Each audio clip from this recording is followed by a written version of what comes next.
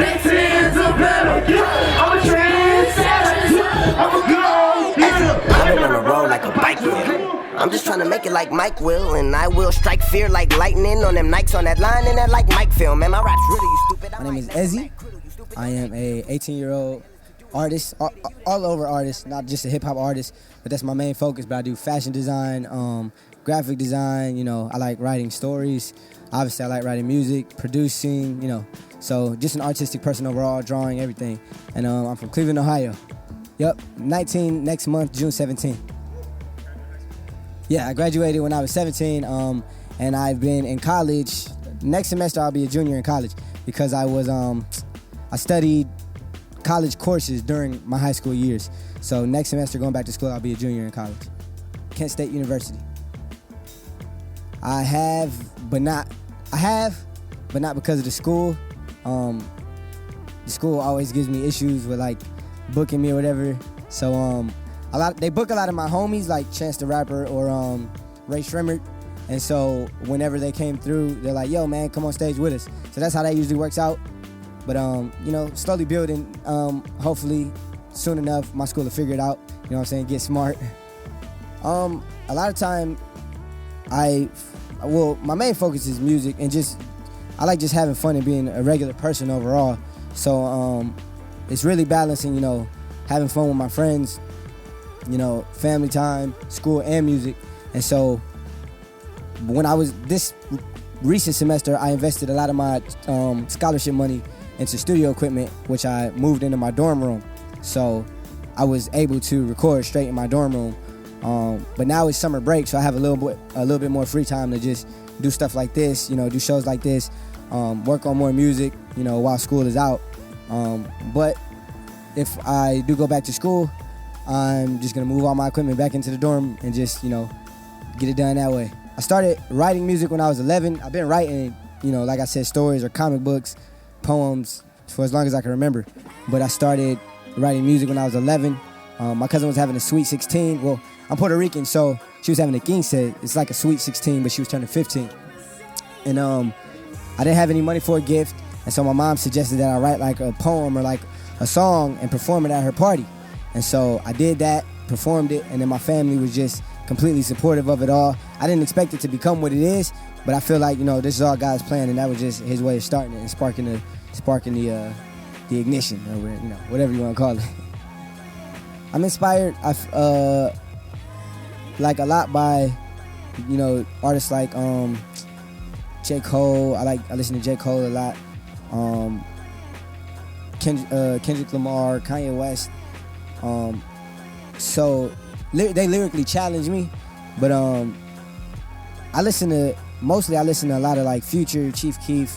You know, my goal is to like figure out how to tap into that type of audience with the message of a Kendrick Lamar or a J. Cole. So I feel like it's about captivating the sound that artists like Chief Keef and Future are able to, you know, put out there so effortlessly with a message like J. Cole's or Kendrick Lamar. So it's definitely a challenge, but that's what I'm, you know, trying to do right now.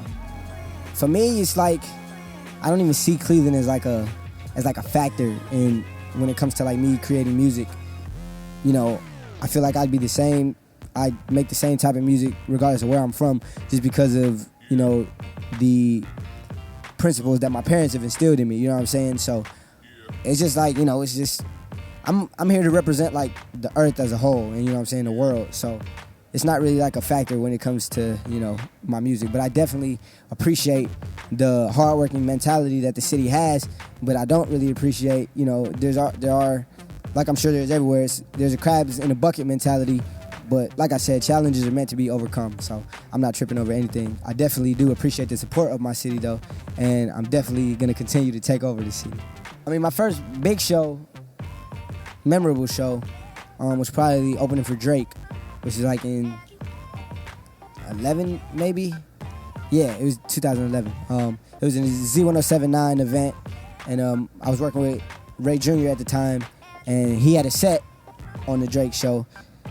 This was around the time he had the song Sloppy out, and it was going like stupid in the Midwest.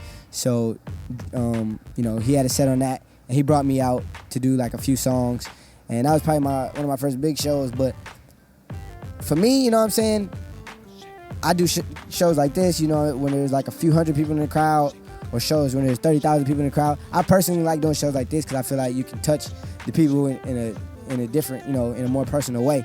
But I like doing it all, man. I just like having fun. And so I try to make sure to leave an impression on everyone, and just, you know, give my all and just have a good time overall. So I usually have like butterflies before every show. I don't know why, because I've been performing since I was 11, but it's just something, you know, it's a natural thing. So, but I just definitely just like having fun. So it's always fun. Kendrick, he came through to the studio one time and just wrote a verse, and it was dope just watching him, you know, it's cool watching other artists like in their bag, you know what I'm saying? So it was dope. He wrote like a 16-bar verse, and it took him like 4 hours. And I was like, goodness gracious, like it was just an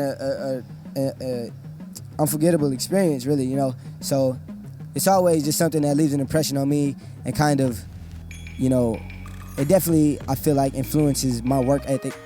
You know, and it just challenges me to work as hard as these guys do to get as far as these guys have gotten. Yep, he recorded Fragile in the studio that I work at, my guy Brian Empire Studio.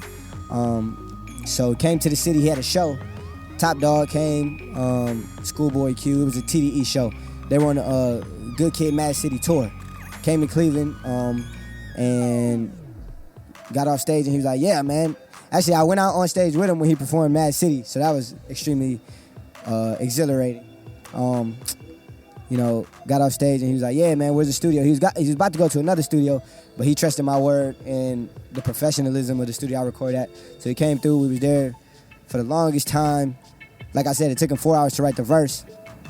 And then I watched him record, I watched Ali mix it, so it's a great experience, man. Shout out to Kendrick Lamar for being a great big brother. Everything is Everything Ezzy. That's Everything EZZY. Twitter at Everything Ezzy. Instagram at Everything Ezzy. YouTube, just search Everything Space Ezzy. SoundCloud.com/Everything Ezzy. EverythingEzzy.com. Everything is Everything Ezzy. You know what I'm saying? I try to keep it cohesive so it's easy for everybody to follow.